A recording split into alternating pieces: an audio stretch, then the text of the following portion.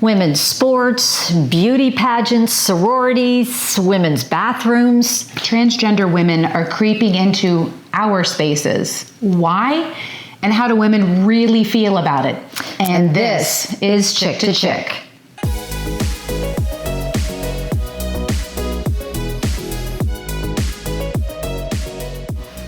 Okay, this is a topic that we have already talked about 18 months ago or so. Mm-hmm. We did a transgender in America, and we had a transgender woman on.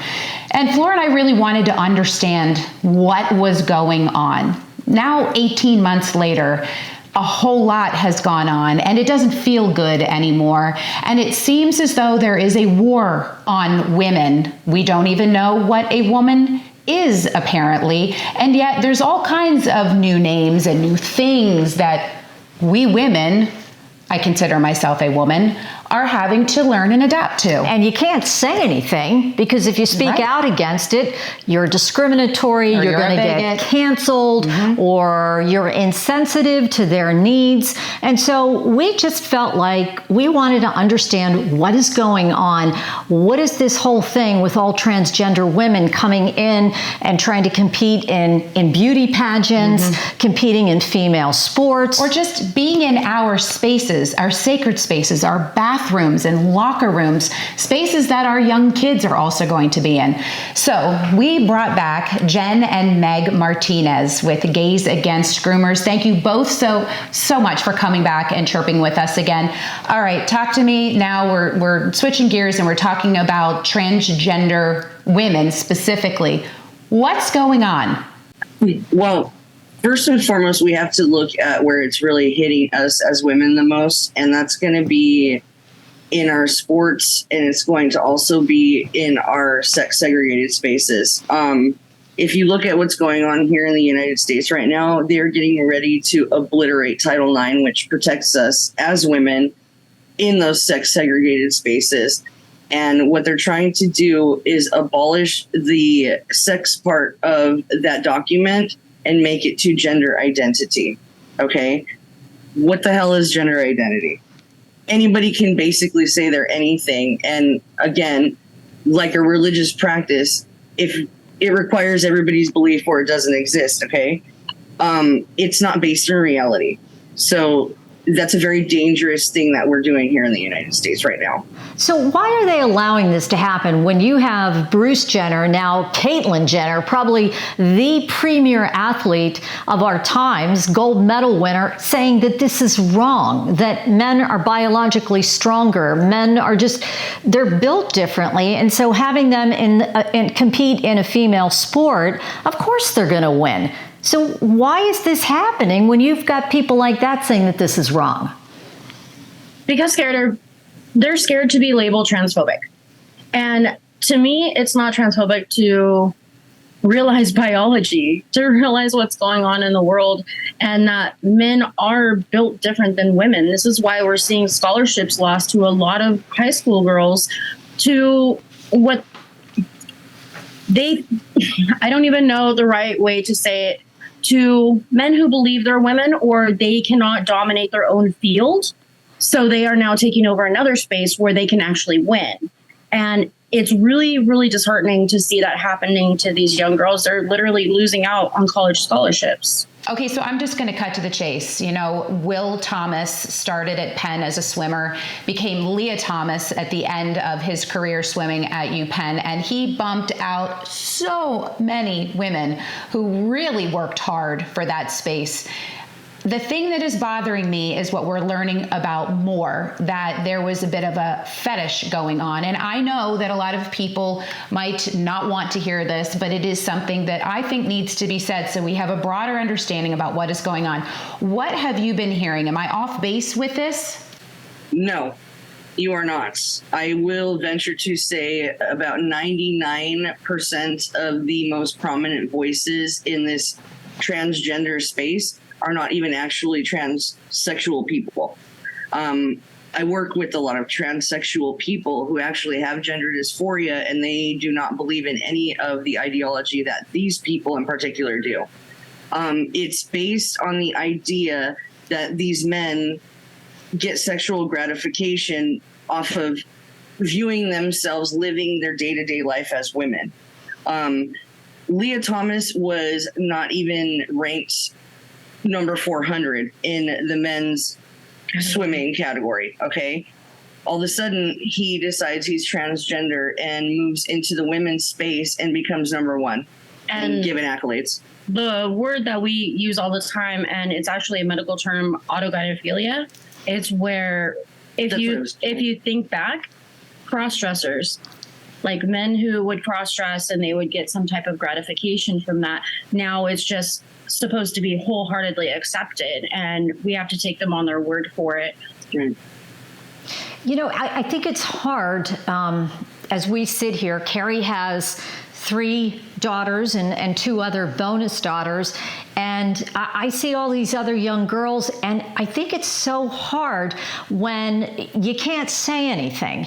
And if you do say something, as we had mentioned, you get canceled. And they're saying things like, oh, well, we have bonus holes. And we don't. Like we do. We have bonus Women. holes. You can't call it a vagina anymore because it's offensive. And you can't say that we're moms, we're birthing people because it's offensive. This is getting out of hand, and we're not allowed to say anything. I mean, what do we do as women? How do we speak up and say, you know what, this is not okay? This is not okay. You do you, and Right. you do whatever you want to do. If you feel the need to be transgender, then go ahead, live your life, be happy. But how are we supposed to handle this? And what do we do when these things are being said? Because you speak up, and all of a sudden, you know, you're evil. First and foremost, live fearlessly. Do not let them call you sis.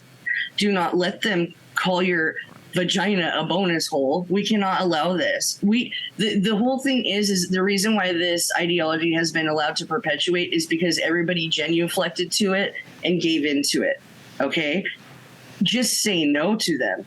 That's all you have to do. Because just like any other religion, it requires all participants to believe in order for it to exist.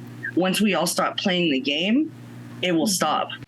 Well, you know, you even see it in schools now. I mean, you're supposed to allow someone to live in their fantasy world of how they see themselves. Now, I have to see you the exact same way. And we have to, you know, use the terms, I'm terrible at it, they, them, because my grammar and the way that I learned English, it doesn't roll off my tongue that way. But there are actually students who, one, if they aren't using these terms, they're either getting kicked out of their classrooms or their schools. And then there are some who, there have been reports of if they don't have the right terminology in a paper, then they're getting a failing grade. What in the world are we doing? With this, it is a touchy subject, and it does really go state by state. What we've been dealing with in California is if you do not affirm and teachers do not affirm, they are threatened with termination. So they have to go along with whatever the school district decides that they have to go along with. We've spoken with many teachers who lost their jobs because they did speak up. And some of these teachers were actually part of the LGB. So it's weird that we have come so far in a society where now we have to play into delusions in order to make everybody feel comfortable. Where general English, like I have a problem with they, them as well.